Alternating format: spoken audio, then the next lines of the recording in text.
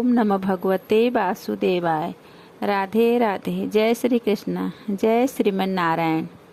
आज मैं आपको योगिनी एकादशी व्रत की कथा सुना रही हूँ। आज आषाढ़ मास के कृष्ण पक्ष में आने वाली योगिनी एकादशी का महात्मा ब्रह्म पुराण में भगवान श्री कृष्ण और युधिष्ठिर महाराज के संवाद में वर्णित है। आइए जानते हैं। एक बार युधिष्ठिर महाराज ने भगवान श्री कृष्ण को पूछा, हे भगवान, आषाढ़ मास के कृष्ण पक्ष में आने वाली एकादशी का संबोधन क्या है? भगवान श्री कृष्ण ने कहा, हे राजन, इसे योगिनी एकादशी कहते हैं। इसके पालन से व्यक्ति गंभीर पाप कर्म और भवसागर से मुक्त पाता है। हे नृपश्रेष्ठ, अब मैं एक सुंदर कथा सुनाता हूँ। अलकापुरी के राजा महाराज कुबेर शिवजी के अनन्य भक्त थे। हेम नाम का यक्ष उनका माली था।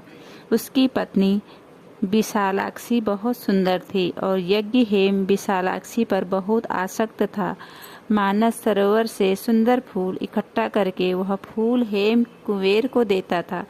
कुबेर उन सुंदर फूलों का उपयोग शिवजी के उपासना हेतु करते थे। एक दिन हेम ने सुंदर फूल इकट्ठा किए, पर वह कुबेर को न देखकर ही पत्नी के प्रेम के कारण घर में रखे उसके साथ ही रहा। फूलों के अभाव के कारण की पूजा संपन्न न हो सकी। 6 घंटे प्रतीक्षा के पश्चात कुबेर को अत्यंत क्रोध आया और उन्होंने अपने एक सैनिक को माली के पास भेजा। हेम माली के पास से लौटते ही कुबेर को उस सैनिक ने कहा, हे माली, घर में अपने पति का संग कर रहा है। ये सुनने के पश्चात कुबेर ने माली को अपने पास लाने का आदेश दिया।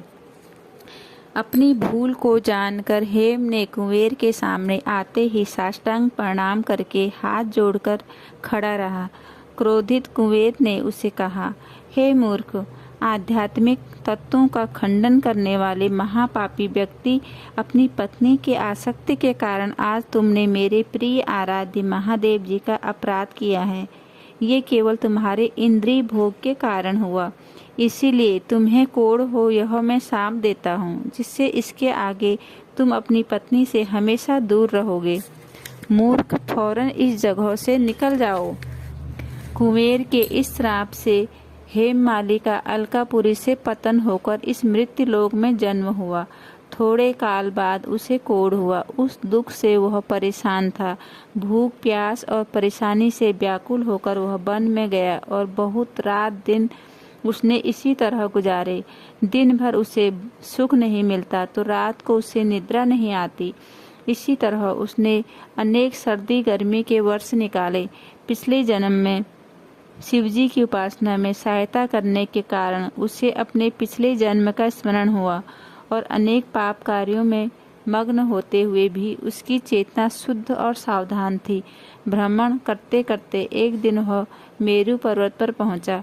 वहां पर उसने महान तपस्वी मार्कंडेय जी को देखा, जिनकी आयु 7 कल्प ब्रह्मा के दिन है। उन्हें देखकर दूर से ही उसने बार साष्टांग प्रणाम किया तो दयावान करुणावान मार्कंडेय ऋषि ने उसे अपने समीप बुलाकर पूछा, तुमने ऐसा कौन सा महापाप किया है जिससे तुम्हें यह रोग हुआ है? ये सुनने के पश्चात हेम माली ने सभी वृत्तांत उन्हें कहा और पूछने लगा, हे ऋषिवर, गत जन्मों के कुछ पुण्य के उदय से आपके दर्शन मुझे हुए हैं। कृपया करके पाप मुक्त होने के लिए कोई उपाय बताइए। तभी मार्कंडेय ऋषि ने कहा, हे माली, आषाढ़ मास के कृष्ण पक्ष में जो योगिनी एकादशी आती है, उस व्रत का पालन तुम करो। ऐसा करने से उस व्रत के प्रभाव से तुम सभी पापों से मुक्त हो जाओगे।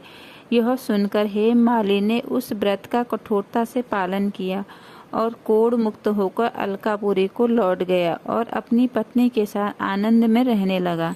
88,000 ब्राह्मणों को भोजन दान कराने का फल केवल इस एकादशी के व्रत के पालन से मिलता है।